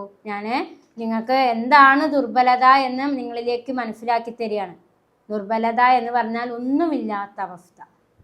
അതിലും നല്ലത് മരണമാണ് സത്യത്തിൽ. കാരണം നമ്മളുടെ എല്ലാം നഷ്ടപ്പെടുക. അങ്ങനെ ഒന്നുമില്ലാത്തൊരവസ്ഥയിൽ നിൽക്കുന്ന ഒരു മാനസികാവസ്ഥ. അപ്പോൾ ആ ദുരന്തം, ഡിസാസ്റ്റർ എത്രത്തോളം ഒരു പേഴ്സണെ എഫക്റ്റ് ചെയ്തു എന്നതാണ് എന്തുകൊണ്ട് നമുക്ക് മനസ്സിലാക്കാൻ കഴിയുന്നത് വാലറബിലിറ്റി എന്നതുകൊണ്ട് അർത്ഥമാക്കുന്നത്. And then it involves the measure of resilience and coping capacity of a community in the face of adversity. അതേപോലെ തന്നെ അഡ്വേഴ്സിറ്റി, ഈ പ്രതികൂല സാഹചര്യങ്ങളെ നേരിടുമ്പോൾ റീസിലൈലൻസ് ശേഷിയും അതേപോലെ തന്നെ പ്രതിരോധ ശേഷിയുടെ അളവ് അളക്കുന്നു. ഇറ്റ് ഇൻവോൾവ്സ് മെഷർ, എന്താണ് ഇവിടെ മെഷർ ചെയ്യുന്നത്? Resilience and coping capacity. പ്രതിരോധ ശേഷിയും നേരിടാനുള്ള ശേഷിയും. കോപ്പിംഗ് കപ്പാസിറ്റി പറഞ്ഞാൽ നേരിടാനുള്ള ശേഷി. റീസൈലൻസ് എന്ന് പറഞ്ഞാൽ എന്താ? അതിനെ പ്രതിരോധിക്കാനുള്ള ശേഷി. അപ്പൊ ഇവിടെ എന്താണ് മെഷർ ചെയ്യുന്നത്? പ്രതിരോധ ശേഷിയെയും നേരിടാനുള്ള ശേഷിയെയും ഇവിടെ എന്ത് ചെയ്യുന്നു? അളക്കുന്നു. കാരണം ഈ ഇത്തരത്തിലുള്ള പ്രതികൂല സാഹചര്യങ്ങളെ അഡ്വേഴ്സ് ആയിട്ടുള്ള സിറ്റുവേഷനെ ഫേസ് ചെയ്യാൻ എന്തൊക്കെ അളക്കുന്ന പറയുന്നത്? റീസൈലൻസ് എന്ന് പറഞ്ഞാൽ പ്രതിരോധ ശേഷി. കോപ്പിംഗ് കപ്പാസിറ്റി പറഞ്ഞാൽ എന്താണ്? നേരിടാനുള്ള ശേഷി. റീസൈലൻസിനെയും കോപ്പിംഗ് കപ്പാസിറ്റിയെയും മെഷർ ചെയ്യുന്നു. ഇത്തരത്തിലുള്ള ഇത്തരത്തിലുള്ള പ്രശ്നങ്ങളെ എങ്ങനെ ഫേസ് ചെയ്യാം, എങ്ങനെ മെഷർ ചെയ്യാം എന്ന് ഏതിലൂടെ ശ്രമിക്കുന്നു? പ്രതിരോധ ശേഷിയിലൂടെയും അതേപോലെ തന്നെ നേരിടാനുള്ള ശേഷിയിലൂടെയും അതിനെ മെഷർ ചെയ്യുന്നു. Resilience and coping capacity develop over time as A result of protective government policy. പിന്നെന്താ ഇവിടെ പറയുന്നത്? നമ്മളുടെ ഗവൺമെന്റ് എന്തിനുള്ള പ്രൊട്ടക്റ്റീവ് ഗവൺമെന്റ് പോളിസി എന്നാ പറയുന്നത്? സർക്കാർ നയങ്ങളും ഗവൺമെന്റ് നമുക്കൊരു പ്രൊട്ടക്റ്റീവ് ആയിട്ടുള്ള പോളിസി നൽകുന്നു. എന്തിനു വേണ്ടി? അതായത് പ്രതിരോധ ശേഷിയും നേരിടാനുള്ള ശേഷിയും ഡെവലപ്പ് ചെയ്യാൻ വേണ്ടി. റീസൈലൻസ് എന്ന് പറഞ്ഞാൽ എന്താ? പ്രതിരോധ ശേഷി. കോപ്പിംഗ് കപ്പാസിറ്റി പറഞ്ഞാൽ എന്താണ്? നേരിടാനുള്ള ശേഷി. അപ്പൊ റീസൈലൻസിന് വേണ്ടിയിട്ടും കോപ്പിംഗ് കപ്പാസിറ്റി വർദ്ധിക്കുന്നതിന് വേണ്ടിയിട്ടും ഗവൺമെന്റ് നമുക്ക് ചില നയങ്ങൾ നൽകുന്നു, പ്രൊട്ടക്റ്റീവായിട്ടുള്ള ചില പോളിസികൾ നൽകുന്നു. The resilience and coping capacity develop over time as result of protective government policy. Government ചില പോളിസികൾ സംരക്ഷിക്കുന്നു. നമ്മളിൽ വികസിക്കുന്നതിന് വേണ്ടിയിട്ട് പ്രതിരോധ ശേഷിയും നേരിടാനുള്ള ശേഷിയും. ഒരു മനുഷ്യൻ ദുരന്തം ഫേസ് ചെയ്തു കഴിഞ്ഞാൽ ആ മനുഷ്യനെ ആ ദുരന്തത്തിനെ പ്രതിരോധിക്കുന്നതിനും നേരിടാനുള്ള ഒരു കപ്പാസിറ്റി കിട്ടുന്നതിനും ഗവൺമെന്റ് എന്ത് നൽകുന്നുണ്ട്? ചില നയങ്ങൾ നടപ്പിലാക്കുന്നുണ്ട്. ആൻഡ് ദെൻ പിന്നെന്താ അവിടെ പറയുന്നത്? Which include physical factors. ദുർബലത എന്ന് പറയുമ്പോൾ അത് മനഃശാസ്ത്രപരമായ ഫാക്ടേഴ്സ് ആയിരിക്കാം. അത് എങ്ങനെ ഉണ്ടാവുക? ജോഗ്രഫിക്കൽ പെർസ്പെക്റ്റീവ്, ഭൂമിശാസ്ത്രപരമായ കാഴ്ചപ്പാടിലൂടെ എന്തെല്ലാം കാര്യങ്ങളാണ് ദുർബലതയായിട്ട് വരിക? ഫിസിക്കൽ ഫാക്ടേഴ്സ് ഉണ്ടായിരിക്കാം. അതേപോലെ സോഷ്യോളജിക്കൽ കാഴ്ചപ്പാടിലൂടെ നോക്കുമ്പോൾ സോഷ്യൽ ഫാക്ടേഴ്സ് ഉണ്ടായിരിക്കാം. എക്കണോമിക് ഫാക്ടേഴ്സ് ഉണ്ടായിരിക്കാം. എക്കണോമിക് ഫാക്ടേഴ്സ് എന്ന് പറയുമ്പോൾ ഇൻകവും എംപ്ലോയ്മെന്റും micro and macro economic policy, നമ്മുടെ വരുമാനവും തൊഴിലെല്ലാം നഷ്ടപ്പെടാം. അപ്പൊ ഇത്തരത്തിലൊക്കെ ഉള്ള ഒരു പ്രശ്നങ്ങളെ ഇത്തരത്തിലുള്ള ഇഷ്യൂകളെ എങ്ങനെ ഫേസ് ചെയ്യാം, എങ്ങനെ അതിൽ നിന്നും നമ്മൾ മുക്തരാകാം എന്നതാണ് ഏതുകൊണ്ട് അർത്ഥമാക്കുന്നത്? അണ്ടർസ്റ്റാൻഡിങ് വാലുനറബിലിറ്റി, ദുർബലതയെ മനസ്സിലാക്കൽ. അപ്പൊ ദുർബലതയെ മനസ്സിലാക്കൽ എന്ന് പറയുമ്പോൾ ഫിസിക്കൽ ഫാക്ടേഴ്സ് എഫക്ട് ചെയ്യാം, സോഷ്യൽ ഫാക്ടേഴ്സ് എഫക്ട് ചെയ്യാം, എക്കണോമിക് ഫാക്ടേഴ്സ് എഫക്ട് ചെയ്യാം. ഇത്തരം ഫാക്ടേഴ്സിനൊക്കെ എങ്ങനെ നമ്മൾക്ക് തരണം ചെയ്യാം എന്നാണ് ഏതിലൂടെ മനസ്സിലാക്കി തരുന്നത്? അണ്ടർസ്റ്റാൻഡിങ് വാലറബിലിറ്റിയിലൂടെ നമുക്ക് വ്യക്തമാക്കി തരുന്നത്. മാത്രമല്ല ഗവൺമെന്റ് നമുക്ക് ഇത്തരത്തിലുള്ള ദുരന്തങ്ങൾ ഉണ്ടാകുമ്പോൾ ഗവൺമെന്റ് നമ്മളെ എന്ത് വികസിപ്പിക്കാൻ ശ്രമിക്കുന്നുണ്ട്? പ്രതിരോധ ശേഷിയും അതേപോലെ തന്നെ പിന്നെന്താണ്? നേരിടാനുള്ള ശേഷിയും വികസിപ്പിക്കാനുള്ള പല പോളിസികളും നടപ്പാക്കുന്നുണ്ട്, നമ്മുടെ ഗവൺമെന്റ് നടപ്പാക്കുന്നുണ്ട്. അടുത്ത ടോപ്പിക്കാണ് വാലറബിലിറ്റി ഐഡന്റിഫിക്കേഷൻ. ദുർബലതയെ തിരിച്ചറിയൽ. എപ്പോഴാണ് ഒരു വ്യക്തിയുടെ ദുർബലത തിരിച്ചറിയുക? ഏതൊക്കെ സാഹചര്യങ്ങളിലാണ്, ഏതൊക്കെ സിറ്റുവേഷനിലൂടെയാണ് ഒരു വ്യക്തിയുടെ ദുർബലത തിരിച്ചറിയുക എന്നാണ് പറയുന്നത്. Vulnerability is defined as the condition determined by physical, social, economic and എൻവയോൺമെന്റൽ factors or process which increase the susceptibility of a community to the hazard. Hazard എന്നാണ് എന്തൊക്കെ കാര്യങ്ങളിൽ അപകടം സംഭവിക്കുമ്പോഴാണ് ദുർബലത ഉണ്ടാവുക? സാമൂഹിക, ഫിസിക്കൽ മാനസികപരമായിട്ടും, സോഷ്യൽ സാമൂഹികപരമായിട്ടും, എക്കണോമിക് സാമ്പത്തികപരമായിട്ടും, പ്രകൃതിപരമായിട്ടൊക്കെയുള്ള പലതരത്തിലുള്ള പ്രശ്നങ്ങൾ, ദുരന്തങ്ങൾ, അപകടങ്ങളായി മാറുമ്പോഴാണ് നമ്മൾ അവിടെ എന്ത് തിരിച്ചറിയുക? വാല്യറബിലിറ്റി തിരിച്ചറിയുക. അപ്പോൾ അപകടങ്ങൾ തിരിച്ചറിയുക ഏത് സാഹചര്യത്തിലൂടെയാണ്, ഏത് കണ്ടീഷനിലൂടെയാണ്? ഫിസിക്കലായിട്ടും, സോഷ്യലായിട്ടും, എക്കണോമിക്കലായിട്ടും, എൻവയോൺമെന്റലായിട്ടുമുള്ള സാഹചര്യങ്ങളിൽ എന്ത് സംഭവിക്കുക? അപകടങ്ങൾ സംഭവിക്കുമ്പോഴാണ് ഒരു വ്യക്തിയുടെ ദുർബലതയെ ഐഡന്റിഫൈഡ് ചെയ്യുന്നത്.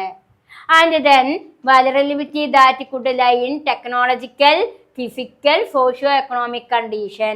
അതുകൊണ്ട് തന്നെ ദുർബലതയെ നമുക്ക് എങ്ങനെ ഐഡന്റിഫൈ ചെയ്യാം? സാങ്കേതികപരമായിട്ടും, ഫിസിക്കൽ പരമായിട്ടും, സാമൂഹിക സാമ്പത്തികപരമായിട്ടൊക്കെ നമുക്ക് ഏതിനെ ഐഡന്റിഫൈ ചെയ്യാം? വാലറബിലിറ്റിയെ ഐഡന്റിഫൈ ചെയ്യാം. Vulnerability that could lie in technological, physical or social condition. ഇനി നമുക്ക് പലതരത്തിലുള്ള ടൈപ്സ് ഓഫ് വാലറബിലിറ്റി, വ്യത്യസ്ത തരത്തിലുള്ള ദുർബലതകൾ ഏതൊക്കെയെന്ന് നമുക്ക് നോക്കാം. ഏതൊക്കെ തരത്തിലുള്ള ദുർബലതകളാണ് ഉണ്ടാകുന്നത്? ഇമ്പോർട്ടൻ്റ് ആണ് കേട്ടോ, ഇമ്പോർട്ടൻ്റ് ക്വസ്റ്റ്യൻ ആണ്. ഏതൊക്കെ തരത്തിലുള്ള വാലറബിലിറ്റിയാണ് ഉണ്ടാകുന്നത് എന്ന് നമുക്ക് നോക്കാം. അതിലെ ടൈപ്പ്: മെറ്റീരിയൽ എക്കണോമിക് വാലറബിലിറ്റി.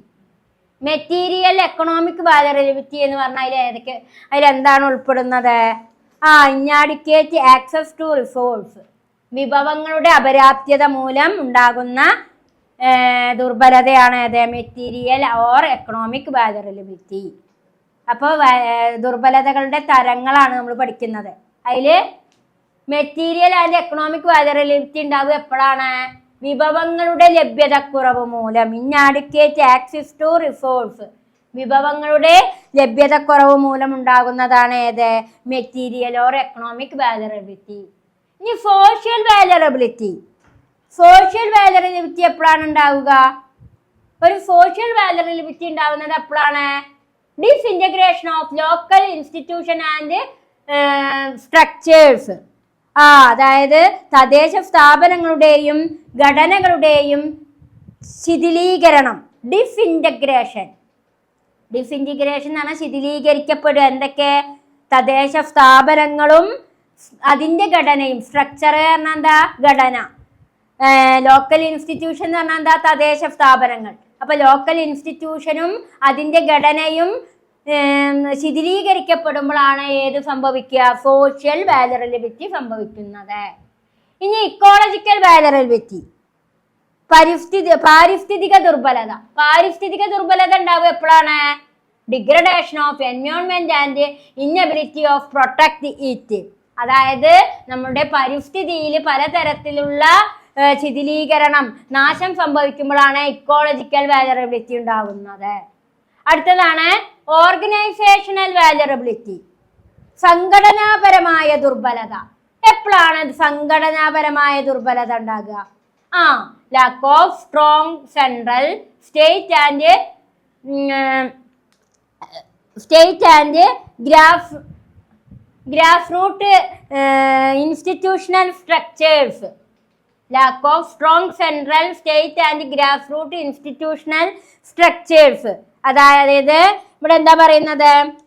ശക്തമായ സെൻട്രുകളിൽ നിന്നും സ്റ്റേറ്റിൽ നിന്നും അതേപോലെ തന്നെ ഇത്തരത്തിലുള്ള ഇൻസ്റ്റിറ്റ്യൂഷണൽ ഘടനകളിൽ നിന്നൊക്കെ എന്ത് സംഭവം? അവയുടെയൊക്കെ ആ ശക്തി നഷ്ടപ്പെടുക.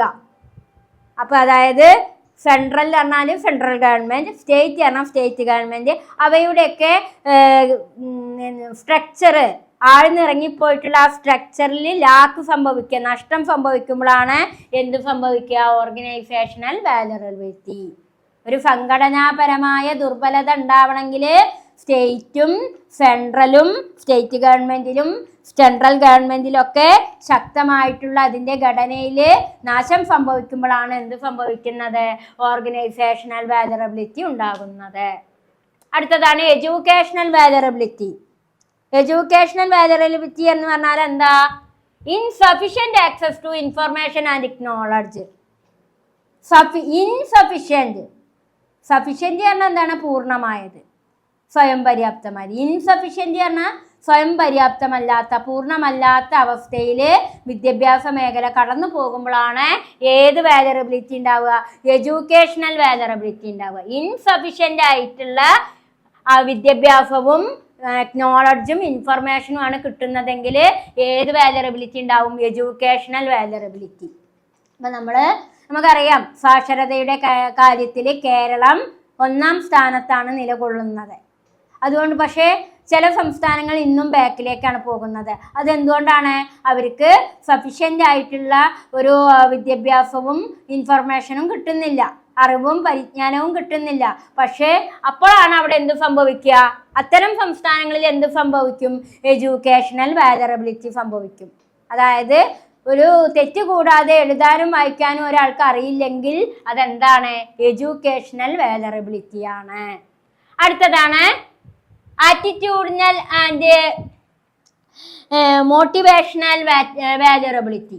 ആറ്റിറ്റ്യൂഡിനൽ, നമ്മളുടെ ആറ്റിറ്റ്യൂഡിനും മോട്ടിവേഷനിൻ്റെയും ദുർബലത. നമുക്കറിയാം ചില ആളുകൾക്ക് എന്താണ്, ചില ആറ്റിറ്റ്യൂഡും അതേപോലെ കൗൺസിലിംഗ് ഒക്കെ, മോട്ടിവേഷൻ്റെ ദുർബലത എന്നൊക്കെ പറഞ്ഞാൽ എന്താ? ചില ആളുകൾക്ക് കൗൺസിലിംഗ് ഒക്കെ കൊടുക്കേണ്ടി വരും. മോട്ടിവേഷൻ്റെ പ്രേരണയിലൂടെ ജീവിക്കുന്ന ആളുകളുണ്ടായിരിക്കും, പരപ്രേരണയിലൂടെ. അപ്പോൾ അവിടെയൊക്കെ ദുർബലത സംഭവിക്കുന്നുണ്ട്. ഏത്? ആറ്റിറ്റ്യൂഡിലും മോട്ടിവേഷനിലും ഉണ്ടാകുന്ന ദുർബലത പറഞ്ഞാൽ എന്താ? Low level of public awareness and desire to change.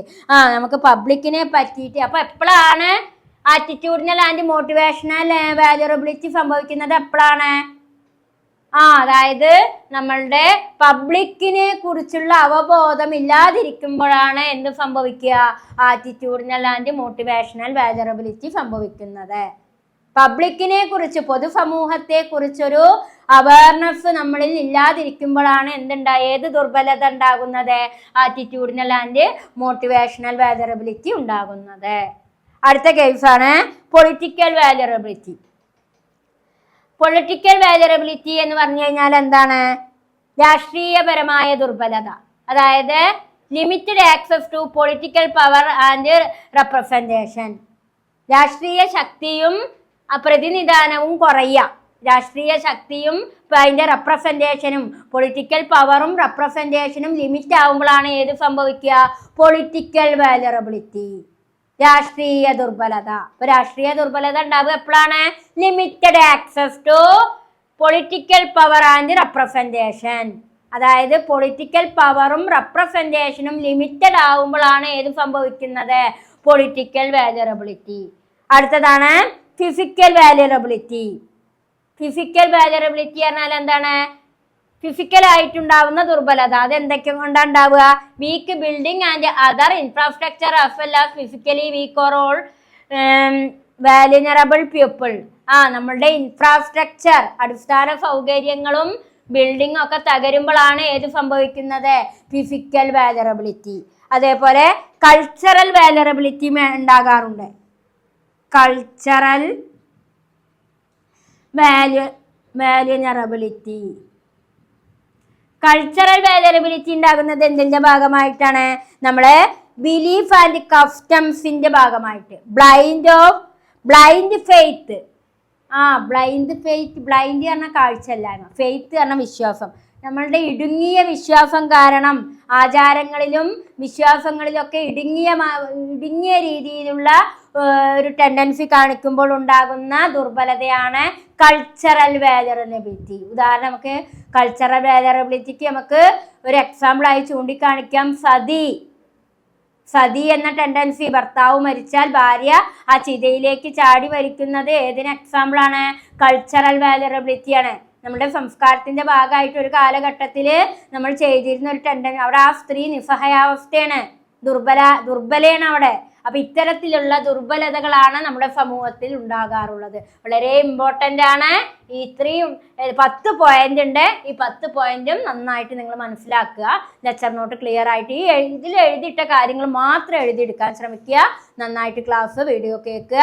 അപ്പോൾ ഇത്രയും കാര്യങ്ങളാണ് ഈ ചാപ്റ്ററിലെ പ്രധാനപ്പെട്ട ടോപ്പിക്കുകളായിട്ട് വരുന്നത്. അപ്പോൾ ഇത്രയും കാര്യങ്ങൾ നന്നായിട്ട് മനസ്സിലാക്കുക. ഓക്കെ, അപ്പോൾ നെക്സ്റ്റ് ടോപ്പിക്കിലേക്കാണ് നമ്മൾ കടക്കുന്നത്. ഈ യൂണിറ്റിലെ ലാസ്റ്റ് ടോപ്പിക്കാണ് വാലുനറബിലിറ്റി ഫാക്ടേഴ്സ്. ദുർബലതയുടെ ഫാക്ടേഴ്സ് ഏതൊക്കെയാണ്? വാലുനറബിലിറ്റി ഫാക്ടേഴ്സ്. നമ്മൾ ടൈപ്സ് ഓഫ് വാലുനറബിലിറ്റി പഠിച്ചു. ഇനി നമുക്ക് വാലുനറബിലിറ്റിയുടെ ഫാക്ടേഴ്സുകൾ ഏതൊക്കെയെന്നാണ് നമ്മൾ ചെക്ക് ചെയ്യുന്നത്. അതിൽ റീസൈലൻസും ഉണ്ട്, റിയലബിലിറ്റി ഉണ്ട്. Resilience and reliability. റീസൈലൻസ് പറഞ്ഞാൽ ശേഷി. അപ്പം എന്താണ് ഇവിടെ റീസൈലൻസ് എന്നുകൊണ്ട് ഉദ്ദേശിക്കുന്നത്? If a measure of the rate recovery from a stressful experience reflecting the social capacity to absorb and recover from the occurs of a hazard event. Hazard event പറഞ്ഞാൽ എന്താ? Hazard പറഞ്ഞാൽ എന്താ? നമുക്കറിയാം പലതരത്തിലുള്ള അപകടങ്ങളെയാണ് ഹസാർഡ് അറിയുക. അപ്പം അത്തരത്തിലുള്ള അനുഭവങ്ങളിൽ നിന്നുള്ള വീണ്ടെടുക്കലിൻ്റെ നിരക്കിൻ്റെ അളവുകോലാണ് ഏത്? റീസൈലൻസ് അഥവാ പ്രതിരോധശേഷി. ഇത് ഒരു അപകടകരമായ ഒരു സംഭവ വികാസത്തെ ഉൾക്കൊള്ളാനും അതിൽ നിന്ന് കരകയറാനുമുള്ള സാമൂഹിക ശ്രേണിയെ പ്രതിഫലിപ്പിക്കുന്നു. അപ്പോൾ സമ്മർദ്ദകരമായ അഥവാ ദുർഘടമായിട്ടുള്ള അല്ലെങ്കിൽ മോശമായിട്ടുള്ള അവസ്ഥയിൽ നിന്നും ഒരു അനുഭവത്തിൽ നിന്നുള്ള വീണ്ടെടുക്കലാണ്. അപ്പോൾ ഇത്തരത്തിലുള്ള സമ്മർദ്ദകരമായ അവസ്ഥയിൽ നിന്നും വീണ്ടെടുക്കലിൻ്റെ നിരക്കിൻ്റെ ഒരു അളവുകോലായിട്ടാണ് ഏതിനെ കണക്കാക്കപ്പെടുന്നത്? റീസൈലൻസ് അഥവാ പ്രതിരോധശേഷി എന്നതുകൊണ്ട് അർത്ഥമാക്കുന്നത്. മാത്രമല്ല ഒരു സംഭവത്തിൻ്റെ എന്തെങ്കിലും തരത്തിലുള്ള ഒരു ഇഷ്യൂവിൻ്റെ ഏതെങ്കിലും തരത്തിലുള്ള ഒരു പ്രശ്നത്തിൽ നിന്നും അത്തരത്തിലുള്ള പ്രശ്നങ്ങളെ ഉൾക്കൊള്ളാനും അതിൽ നിന്നും റിക്കവർ ആവാനും കരകയറാനുമുള്ള സാമൂഹിക ശേഷിയെയാണ് ഇത് പ്രതിഫലിക്കുന്നത്. അതാണ് റീസൈലൻസ് എന്നുകൊണ്ട് അർത്ഥമാക്കുന്നത്. അതായത് സമ്മർദ്ദകരമായ അനുഭവത്തിൽ നിന്നുള്ള ഒരു വീണ്ടെടുക്കലിൻ്റെ അളവുകോലാണ് ഏത്? റീസൈലൻസ് അഥവാ പ്രതിരോധശേഷി. ഇത് ഒരു അപകടകരമായ ഒരു അനുഭവത്തിൻ്റെ സംഭവ വികാസത്തെ ഉൾക്കൊള്ളാനും അതിൽ നിന്നും ഏതെങ്കിലും ദുർഘടമായോ മോശമായോ ദുരിതപൂർണമായോ അവസ്ഥയിൽ നിന്നും റിക്കവർ ആവുന്ന ഒരു സാമൂഹിക ശേഷിയാണ് ഏത്? പ്രതിരോധ ശേഷിയാണ് റീസൈലൻസ്. ഇനി എന്താണ്? അതാണ് വാലുനറബിലിറ്റിയുടെ ഫസ്റ്റ് ഫാക്ടർ. അടുത്തതാണ് റിയലബിലിറ്റി, വിശ്വാസ്യത. റിയലബിലിറ്റി എന്ന് പറയുമ്പോൾ on the other hand reflect the frequently with which protective device against hazard fail. This approach is applicable to develop areas where technology and engineering design have provided what is perceived to be a high degree of reliability for most urban services. അതായത് എന്ത് ചെയ്യുന്നു? മോശമായ അഥവാ അപകടങ്ങൾക്കെതിരായ സംരക്ഷണ ഉപകരണങ്ങൾ പരാജയപ്പെടുന്നതിൻ്റെ ആവർത്തിയെയാണിത് പ്രതിഫലിക്കുന്നത്. Technology and engineering രൂപകൽപ്പനയും മിക്ക നഗര സേവനങ്ങളും ഉയർന്ന വികസിത പ്രദേശങ്ങൾക്ക് ഈ സമീപനം ബാധകമാണ്. വിശ്വാസ്യത എന്ന് പറഞ്ഞു കഴിഞ്ഞാൽ അപകടങ്ങൾക്കെതിരായ സംരക്ഷണ ഉപകരണങ്ങൾ on the other hand reflect the frequently with which protective device against hazard fail. protective device എന്ന് പറഞ്ഞാൽ എന്താണ്?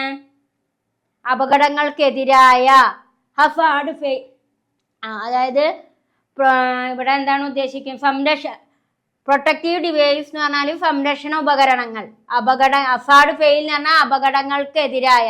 അപ്പൊ അപകടങ്ങൾക്കെതിരായ സംരക്ഷണ ഉപകരണങ്ങളെയാണ് ഇത് പ്രതിഫലിപ്പിക്കുന്നത്. ഇത് റിഫ്ലക്ട് ചെയ്യുന്നത് എന്താ? അപകടങ്ങൾക്കെതിരായ പ്രൊട്ടക്റ്റീവ് ഡിവൈസ്. പ്രൊട്ടക്റ്റീവ് ഡിവൈസ് എന്ന് പറഞ്ഞാൽ എന്താ? സംരക്ഷണ ഉപകരണങ്ങൾ. അപ്പോ ഹസാർഡ് ഫെയിലിന് എതിരായിട്ടുള്ള പ്രൊട്ടക്റ്റീവ് ഡിവൈസ് ആണ് ഏതുകൊണ്ട് ഉദ്ദേശിക്കുന്നത്? റിയലബിലിറ്റി. അപ്പൊ റിയലബിലിറ്റി എന്നതുകൊണ്ട് അർത്ഥമാക്കുന്നത് എന്താ? അപകടങ്ങൾക്ക് എന്തായിട്ടുള്ള അപകടങ്ങൾക്കെതിരായിട്ടുള്ള പ്രൊട്ടക്റ്റീവ് ഡിവൈസുകളെയാണ് എന്തുകൊണ്ട് അർത്ഥമാക്കുന്നത്? റിയലബിലിറ്റി എന്നതുകൊണ്ട് അർത്ഥമാക്കുന്നത്. അപകടങ്ങൾക്കെതിരായ സംരക്ഷണ ഉപകരണങ്ങളെയാണ് റിയലബിലിറ്റി എന്നതുകൊണ്ട് അർത്ഥമാക്കുന്നത്. മാത്രമല്ല അത് അവിടെ എന്ത് പ്രതിഫലിപ്പിക്കുന്നുണ്ട്? അതിന്റെ ആവൃത്തിയെ പ്രതിഫലിക്കുന്നു. ടെക്നോളജി, എഞ്ചിനീയറിംഗ് തുടങ്ങിയ കാര്യങ്ങളിൽ നമുക്ക് പ്രാവീണ്യം നേടിക്കഴിഞ്ഞ ഒരു പരിധി വരെ എന്തൊഴിവാക്കാം?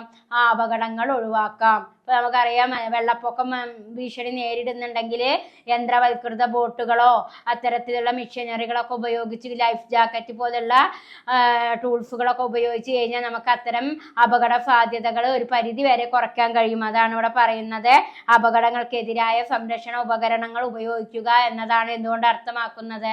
റിയലബിലിറ്റി എന്നതുകൊണ്ട് അർത്ഥമാക്കുന്നത്. മാത്രമല്ല ടെക്നോളജിയും എഞ്ചിനീയറിംഗും ഒക്കെ ഉപയോഗിക്കുന്നതിന്റെ ഭാഗമായിട്ട് അത്തരം ടൂൾസുകളൊക്കെ ഉപയോഗിക്കുമ്പോൾ, സാങ്കേതിക വിദ്യകൾ നമ്മൾ ഇത്തരത്തിലുള്ള അപകടങ്ങളിൽ ഉപയോഗിക്കുമ്പോൾ അപകടത്തിന്റെ ആ ഒരു തീവ്രത ഒരു പരിധി വരെ കുറയ്ക്കാൻ കഴിയുമെന്നാണ് ഇവിടെ പറയുന്നത്. അതാണ് റിയലബിലിറ്റി അഥവാ റീഫൈലൻസ് എന്നതുകൊണ്ടൊക്കെ അർത്ഥമാക്കുന്നത്. അടുത്ത ലാസ്റ്റ് ടോപ്പിക്കാണ് both natural and man-made factors. അതായത് എന്തൊക്കെയാണ് both natural and man-made factors contribute to vulnerability. നമുക്ക് ദുർബലത നൽകപ്പെടുന്ന മാൻമെയ്ഡ് ആയിട്ടും നാച്ചുറൽ ആയിട്ടുള്ള ഫാക്ടേഴ്സ് ഏതൊക്കെയാണ്? ദുർബലത നൽകപ്പെടുന്ന മാൻമെയ്ഡ് ആയിട്ടും നാച്ചുറൽ ആയിട്ടുള്ള ഫാക്ടേഴ്സ് ഏതൊക്കെയാണ്? നമുക്ക് both natural and man-made factors contribute to vulnerability. Contribute to vulnerability.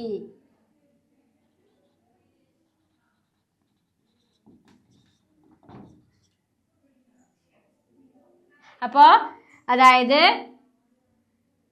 എന്താ ഇവിടെ ഉദ്ദേശിക്കുന്നത്? നാച്ചുറൽ ആയിട്ടും മാൻമെയ്ഡും ആയിട്ടുള്ള വാലറിനബിലിറ്റി ഏതൊക്കെയാണ്? വാലറിനബിലിറ്റി പറഞ്ഞാൽ ദുർബലത സൃഷ്ടിക്കുന്ന പ്രകൃതിപരമായിട്ടും മനുഷ്യനിർമ്മിതമായിട്ടുള്ള പ്രോബ്ലങ്ങൾ ഏതൊക്കെയാണ്? First one population displacement. Over population എന്ന് പറയും. ജനസംഖ്യ വളരെ അധികം വർദ്ധിച്ചു കഴിഞ്ഞാൽ അത് എല്ലാവർക്കും എല്ലാ കാര്യങ്ങളും ഒരുപോലെ എത്തിപ്പെടാൻ സാധിക്കില്ല. നമുക്കറിയാം, ഓരോ മനുഷ്യനും ജീവിക്കണമെങ്കിൽ അടിസ്ഥാനപരമായ ഘടകങ്ങൾ ആവശ്യമാണ്. ഭക്ഷണം വേണം, വസ്ത്രം വേണം, പാർപ്പിടം വേണം, വിദ്യാഭ്യാസം വേണം, ബേസിക് നീഡ്സുകൾ ആവശ്യമാണ്. അപ്പോൾ ഓവർ പോപ്പുലേഷൻ ആയി കഴിഞ്ഞു കഴിഞ്ഞാൽ ബേസിക് നീഡ്സ് കുറയും. ആ ബേസിക് നീഡ്സുകൾ, അടിസ്ഥാന സൗകര്യങ്ങൾ കുറയുമ്പോൾ അത് മനുഷ്യനെ എന്തിലേക്ക് എത്തിക്കും? വൾനറബിലിറ്റി അഥവാ ദുർബലതയിലേക്ക് എത്തിക്കുന്നു. അതാണ് പോപ്പുലേഷൻ ഡിസ്പ്ലേസ്മെന്റ് എന്ന് പറയുന്നത്. അർബണൈസേഷൻ, നഗരവൽക്കരണം. അമിതമായിട്ടുള്ള നഗരവൽക്കരണം മനുഷ്യരെ എന്തിലേക്ക് എത്തിക്കാം? ദുർബലതയിലേക്ക് എത്തിക്കപ്പെടാം. കാരണം നഗരമേഖലയിലാണ് ഒരുപാട് ആളുകൾക്ക് തൊഴിൽ കിട്ടുക. ഇപ്പൊ വിദ്യാഭ്യാസം കുറഞ്ഞ ഒരാൾക്ക് നഗരത്തിൽ പോയി ജീവിക്കാൻ കഴിയില്ല. അയാൾ ഒറ്റപ്പെട്ട് ജീവിക്കേണ്ടി വരും. കാരണം അദ്ദേഹത്തിന് നല്ലൊരു തൊഴിൽ ചെയ്യാൻ സാധിക്കില്ല. അതുകൊണ്ടാണ് നഗരവൽക്കരണം എന്തിന് കാരണമാകുമെന്ന് പറയുന്നത്? ദുർബലതയ്ക്ക് കാരണമാകുമെന്ന് പറയുന്നത്. അടുത്തത് gender means male or female.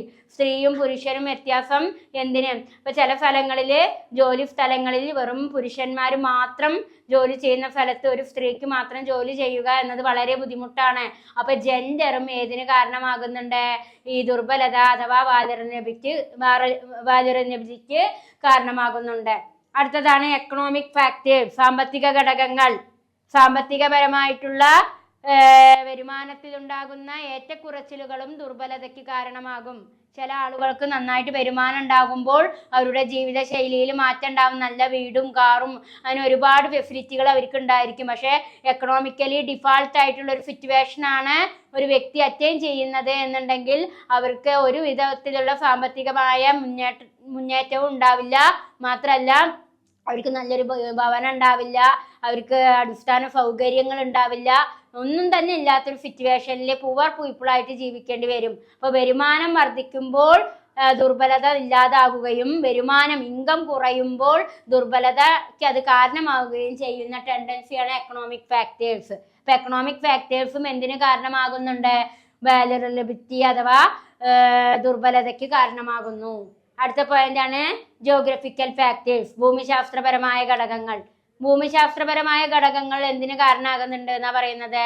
നമ്മളുടെ ദുർബലതയ്ക്ക് കാരണമാകുന്ന മറ്റൊരു ഘടകമാണ്. കാരണം എന്താ ചോദിച്ചു കഴിഞ്ഞാല് നമ്മളുടെ സമൂഹത്തിൽ ഉണ്ടാകുന്ന ഏത് തരത്തിലുള്ള ഭൂമിശാസ്ത്രപരമായ പ്രശ്നങ്ങൾ, നമ്മുടെ earth cake, tsunami, flood, drought, famine, അതൊക്കെ നമ്മൾ പഠിച്ചു കഴിഞ്ഞു. അപ്പോൾ ഭൂമിശാസ്ത്രപരമായിട്ടുള്ള പല വ്യതിയാനങ്ങളും എന്തിന് കാരണമാകുന്നുണ്ട്? ദുർബലതയ്ക്ക് കാരണമാകുന്നുണ്ട്.